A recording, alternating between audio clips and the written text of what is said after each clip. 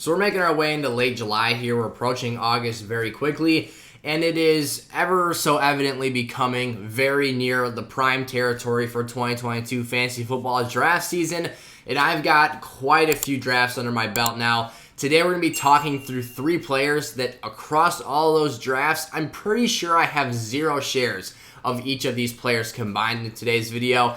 These are guys that's just been really hard for me to embrace, guys that I haven't been super excited about this year, and frankly, guys that I personally believe have bust potential for the season, and therefore, that's really the explanation for why I've stayed away from them to this extent and for this much of an extreme level of time. So, again, today we'll be talking through these 3 players that I hate drafting for 2022 fantasy football, obviously diving into explanations for why, reasoning of why I don't like these players, and of course we'll be potentially covering how these guys could prove me wrong if they were to do so. So if you guys are new around here, make sure to drop down, leave a like on today's video, click that subscribe button, and join the SFS community. Turn that bell on so you're never late for a piece of content. We're posting at least one longer YouTube video like this one 5 days a week. If we can get more out, we'll do that. And potentially next week, I could even start posting multiple times a day here on YouTube. I've got TikToks going up every day. I post on social medias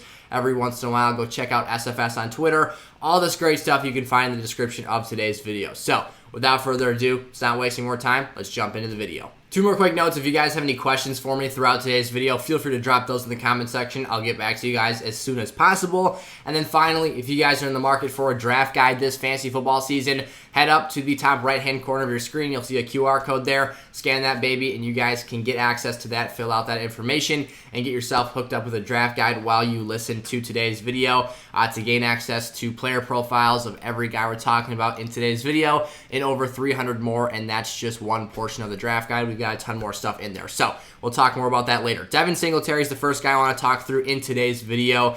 Singletary, I think, is kind of a community-wide player who lands on the hate list.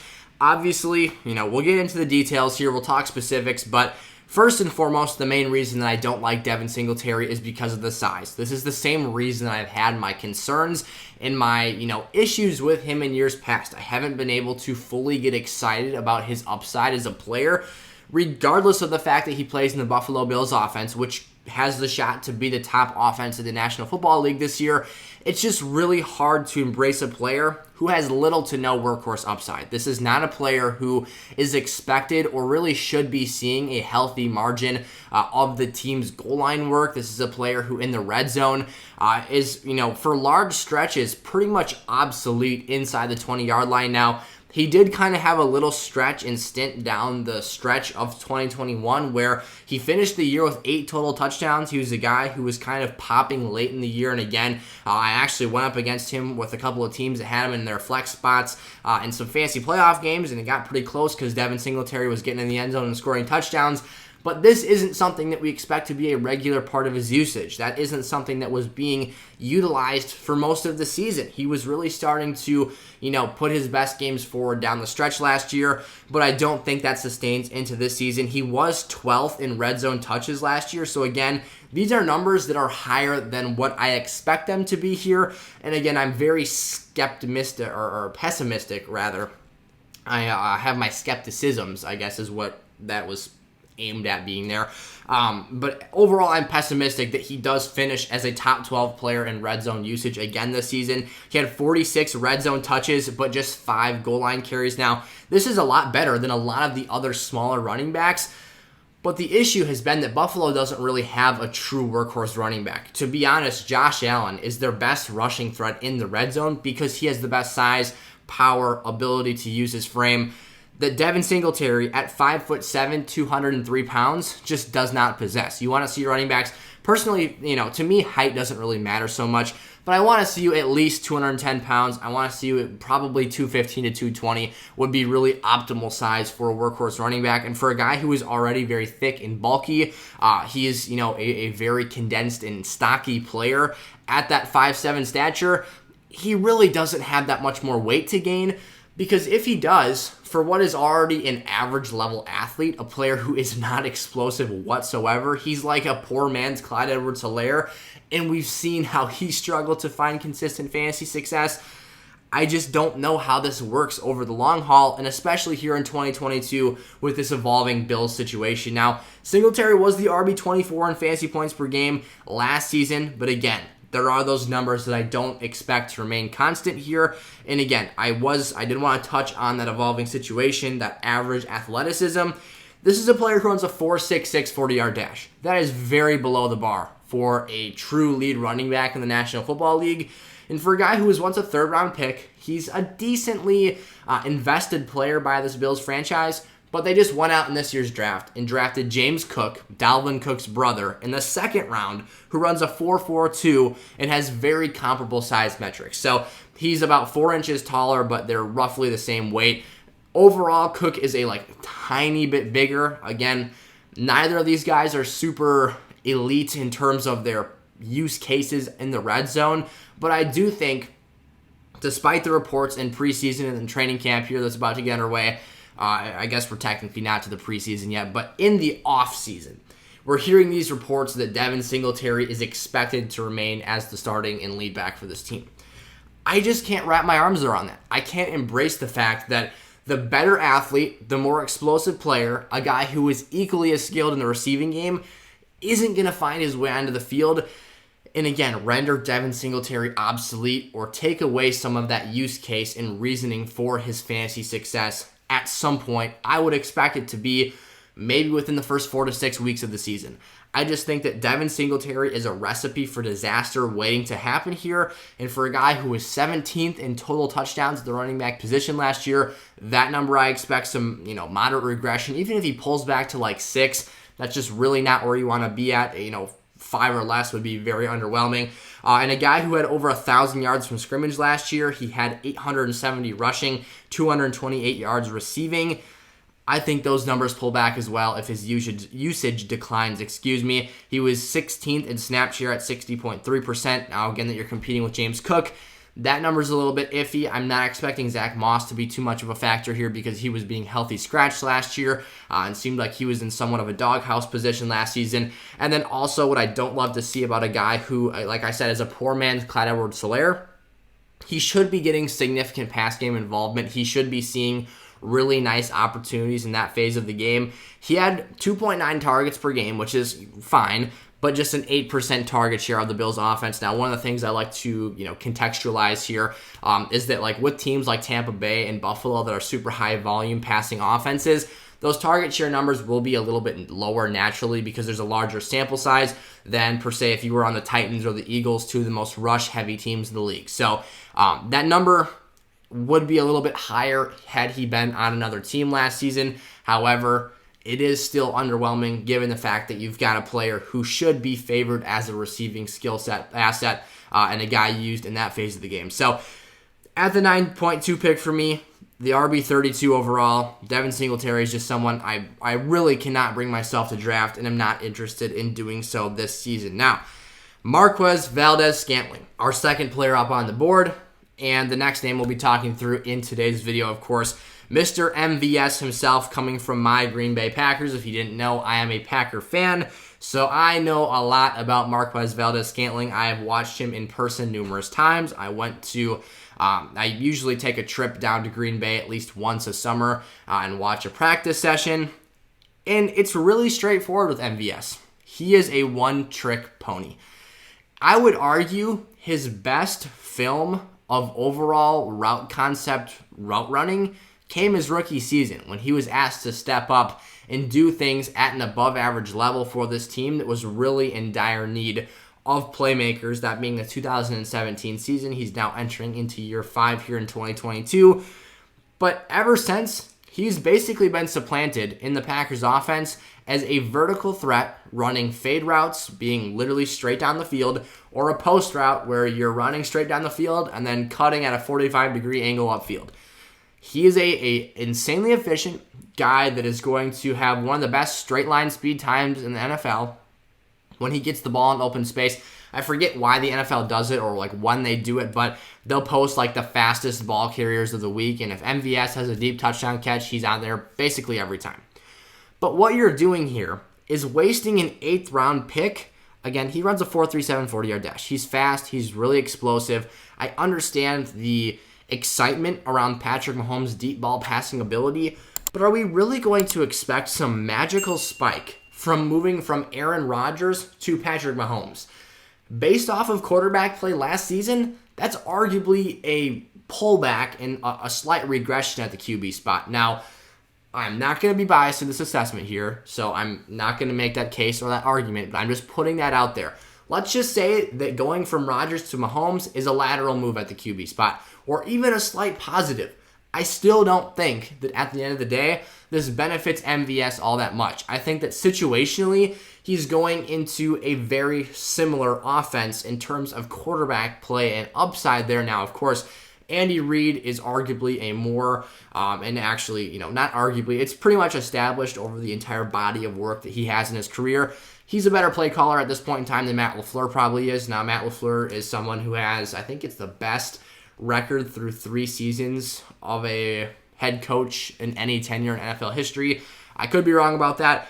They're both very good coaches, but obviously there's a lot more sample size, body of work. And I think that Andy Reid is just overall in the NFL community a more respected name at this point in time because of the things that he's done. Obviously, a Super Bowl winning head coach, has had success with multiple franchises.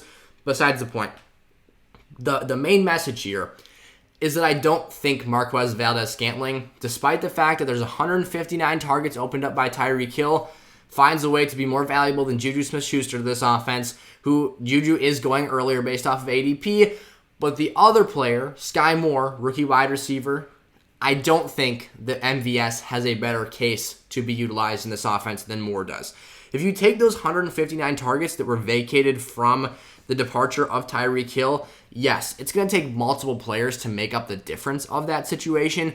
However, let's say Juju walks into this offense and, I think people are expecting more than this, but what if he has 100 targets? That only leaves 59 on the table, and you could easily make a case that Sky Moore is eating up a good share of those.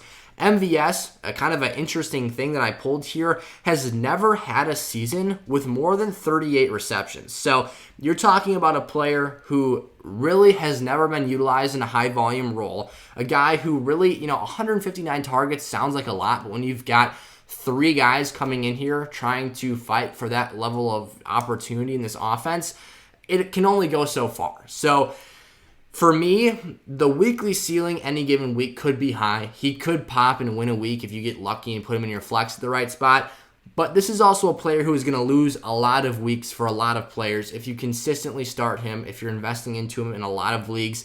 Because again, that dependability in week-over-week production is not something that I expect to be there. His highest finish in wide receiver, I just bumped the microphone there. His highest finish in wide receiver fantasy points per game is the wide receiver 59 overall, which came this past season in just 11 games. So a smaller sample size netted him that best finish of his career in points per game production. And if I might add, this is a player who last year was really not startable. I mean, you really didn't want MVS in your lineup because of that inconsistency and inability to be a consistent threat in fantasy lineups. So again, expect efficiency when he touches the ball. He can go 75 yards in one play and, break the defense down that way. And obviously his yards per catch are going to be great. His ADOT is going to be insane. But volume, is it really going to be there?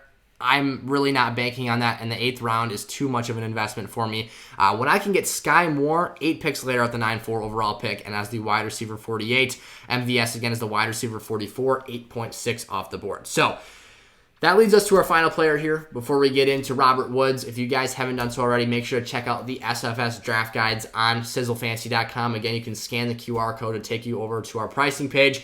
We've got 3 different options to select from this season. One being our monthly SFS Gold membership, which gets you site-wide access, and that just reoccurs every month. The second option that we just launched is the SFS All Access Pass. It's a one-time payment, $29.99 if you guys are interested in that. Gets you access to the Super Bowl, everything in the site for the draft guides for both the redraft and Dynasty this season, including weekly lineup advice. So we'll have weekly positional rankings for every single week of the NFL season, in addition to the fact that we also will be giving you guys, those of you who are All Access Pass or SFS Gold members, access to my private DMs on the community Discord server, which can be found in the description of today's video. You don't have to have the draft guides to join the Discord, but you do have to have the draft guides to get access to my DMs. Once you have that access, you literally just type in your question like you were sending me a text message. Ask me your question, and I'll get back to you within 24 hours. That is something that happens all the time. I'm getting in there and getting back to you guys as soon as possible. It could be 5 minutes, but again, the more of you guys we have signing up, the longer it'll take for me to get back to you guys. So please, if you're listening to this, just remember this for in season.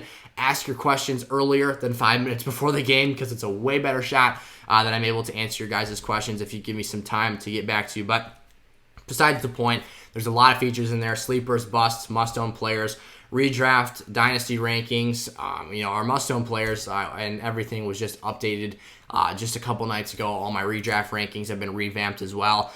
Those must-own players run in rounds 1 through 20. So I'll leave a link in the cards. There's a link in the description. There'll probably be a pinned comment, or you can just scan those QR codes. That's the easiest way to do that. You can do it on your phone if you're watching on a different device, and listen while you fill that stuff out. So Robert Woods here, our final player, the last guy I want to talk about in today's video. I appreciate the heck out of all of you guys for sticking with me to this point in the video. And if you're enjoying, make sure to leave a like on today's episode. Robert Woods pains me to put on this list, because for the last few seasons as an LA Ram, Robert has been one of my favorite, sneaky draft investments. A guy who his ADP didn't really command too high of draft capital to actually get him on your roster. And as a strict floor asset, there was some really good value. And, for those of us that like the robust RB draft style, and this year I'm getting away from that a little bit more than I usually do. But in years past, robust RB, you smash the draft button on those RBs early and often, over and over and over and over again. And then I would swoop in the late 3rd or 4th round, or whatever Robert's ADP was at that current point in time. I'd pick him as my wide receiver 1, and he would finish in that 12 to 15 range every year. He was the guy who gives you really good short and intermediate route running capabilities, can be used in the wide receiver run game on jet motion plays and end arounds, fly sweeps, all that great stuff. Super versatile player, and it's kind of that Swiss Army knife that does all the dirty work for your team. Until this past season, when Cooper Kupp became Robert Woods on, every steroid known to man, had the arguably best wide receiver season in NFL history, and was a complete volume monster. Yet, despite all this stuff, last year Robert had a 21.5% target share alongside Cooper Kupp pre-ACL injury, but now he's been traded to the Tennessee Titans. He's getting a little bit older. He's entering into his 30s now. And overall, I think the situation has deteriorated a little bit. So that's why I can't bring myself to draft Robert Woods. It's not because I don't believe in the player. It's not because I don't like what he brings to the table. I think his skill set is phenomenal. Now, the basis and the start of this concern for me grows and festers itself coming off of that ACL injury. As we get into the later stages of Robert Woods' career, it's more and more likely that he's exiting his prime, especially after suffering a devastating knee injury. Now, if you read anything out of Tennessee training camp or anything out of their, beat reporters, I keep saying training camp, even though that hasn't officially started yet when I'm recording this video, mini camp, whatever the heck it is. You've got practices of some sort going on right now. The formality is not a large concern to me. Robert Woods, all the reports say he's looking explosive, he's looking great. 9 times out of 10, that'll be the case. Unless there's some really specific, really obvious issue with the player, the reports out of camp are going to be positive. I still have my concerns. And the concerns go beyond the ACL. I've talked about this at great lengths throughout the offseason. There is a mental and physical component of recovering from such a devastating injury, your Achilles injuries, your ACLs, all that good stuff. Robert, doesn't play running back, so should have a, lesser damage done to his productivity. But still, let's look a step further. Let's look at the Tennessee Titans. You're going from a team in the LA Rams where last season Robert played with arguably the best quarterback of his career in Matthew Stafford. Now, their chemistry didn't quite click day one quite like Cooper Kupp and Stafford did, but Robert was starting to put some really nice performances together and having some really good games before that injury. Now he moves to Tennessee, where this is a far less prominent passing offense and much more of a run-first, rush-heavy offense. That's kind of where the root of the concern comes for me. Again, he played only 9 games last season, was eventually replaced by OBJ down the stretch of that season, and I've talked about the skill set and the things he does really, really well. I think there is a chance that Robert Woods proves me wrong here and actually makes me very happy because, again, I love Robert Woods, the player. He's been someone I've always rooted for since he's been a Ram. Obviously, he had a stint before that with the Bills, but wasn't as much of a known player at that time. Was a former second-round draft pick, but back to the point here. Robert entering the Tennessee Titans situation gives me some worries, despite the fact that he could actually establish himself as the wide receiver 1 in this offense. I don't think, however, that his skill set will be super valuable to what Ryan Tannehill does well. Let me explain that further. What A.J. Brown did so dynamically for this Titans offense was they would run the football and just pound the rock into the defense over and over and over again. Lull them to sleep, set them up, and hit a huge play-action pass over the top. Now, that's not to say that Ryan Tannehill can't drop back and throw a ball out wide to Robert or A.J. Brown or whoever it was. However, what Tannehill does best is capitalizing on wide-open, deep throws downfield. Ryan Tannehill is a very good game manager and someone that, if given quality protection, can do things at a fairly decent level. That's how he landed that massive contract with the Titans after the 2018 season. However, Robert isn't so much of a deep threat as he is, again, a short and intermediate passer. That's why I think a guy like Treylon Burks has a lot better opportunity to take on that A.J. Brown role and be utilized as a downfield over-the-top weapon. Granted, we've seen Treylon Burks' ADP slip as of late because I think people are having some questions and concerns about if Robert takes that short and intermediate work, are we just going to pigeonhole Treylon Burks into the deep role as a rookie, as a guy who needs to establish himself in this league, and as a guy who we're going to ask to be really efficient, like one of the best receivers in the league, A.J. Brown was for this team before being traded to the Philadelphia Eagles. So, the question begs, will the Titans find a way to use Robert Woods? Will they alter their offense? How are they going to do this? Because you can use Robert Woods as a flank wide receiver, meaning you put him close to the line of scrimmage, get him out in space really quick, flip him the ball, let him run, design, screen plays, getting linemen out in space, blocking for him, and letting Robert Woods do damage after the catch. But that's not what Tennessee's offense really does great. They could do that. They might do that occasionally, but I don't expect that to be the core of how they run this offense. Think back to how the LA Rams do things. They'll put Cooper Kupp literally lined up in the tight end position and then literally pull all their linemen around the line of scrimmage, flip him the ball, and create a just massive convoy of blockers to get a really shifty, really smart player out in space. So, again, Robert can do these things. I just don't know if Tennessee will let him do them in the fact that just their play calling, their offensive system is far different. This was the number 25 team in team pass plays per game. So you're talking about an offense that is already at a lower passing volume than the LA Rams were last season. Additionally, they're only 17th in protection rate. So that's the bottom half of the NFL. It's not terrible, but I did see Tannehill take a just heinous amount of sacks last season.